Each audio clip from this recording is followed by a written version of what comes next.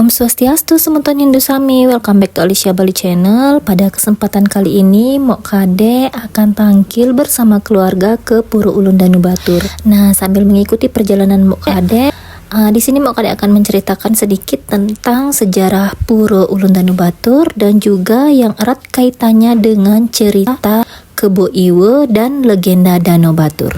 Danau Batur merupakan salah satu danau terbesar di Bali dengan keunikan yaitu danau berbentuk bulan sabit. Selain indah, danau yang terletak di Kecamatan Kintamani, Kabupaten Bangli ini juga sebagai sumber mata air untuk masyarakat di sekitarnya. Nah, legenda Danau Batur merupakan legenda yang menceritakan tentang terbentuknya Danau Batur yang disebabkan oleh Kebo Iwe. Pada zaman dulu di Pulau Bali, hiduplah sepasang suami istri yang telah lama berumah tangga namun belum memiliki seorang anak. Mereka terus berdoa agar dikaruniai anak. Akhirnya doa mereka dikabulkan oleh Tuhan. Sang istri mengandung dan melahirkan seorang bayi laki-laki.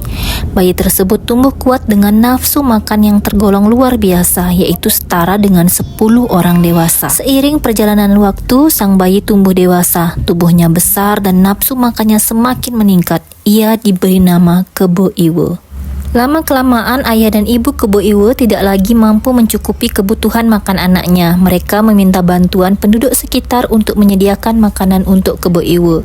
Penduduk sekitar tidak berani menolak karena mereka takut Kebo Iwe akan mengamuk. Namun kalau sedang tidak mengamuk, dia akan menggunakan tenaganya untuk membantu penduduk sekitar. Atas jasanya tersebut, Kebo Iwe tidak meminta imbalan macam-macam pada penduduk. Ia hanya minta disediakan makanan yang cukup.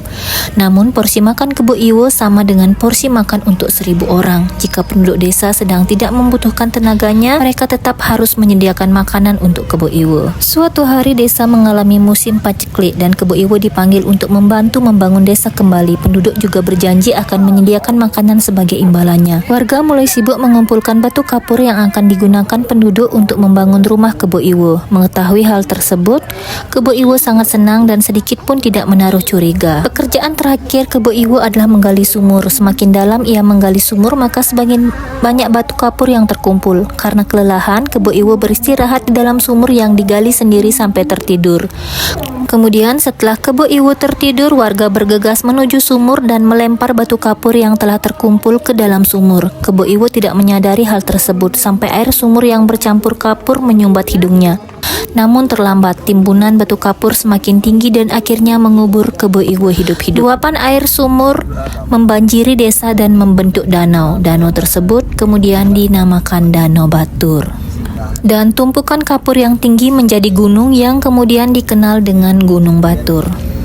Nah, untuk awal mula dibangun Puro Ulun Danu Batur ini didirikan pertama kali di kaki Gunung Batur, dekat dengan tepi barat daya Danau Batur. Menurut beberapa lontar suci, seperti lontar Usano Bali, Kusumo Dewa, dan lontar Raja Purano Batur, puro ini merupakan bagian dari Satkayangan, yaitu 6 kelompok pura yang ada di Bali. Puro ini juga disebut sebagai Puro Kahyangan Jagat yang disungsung oleh masyarakat umum.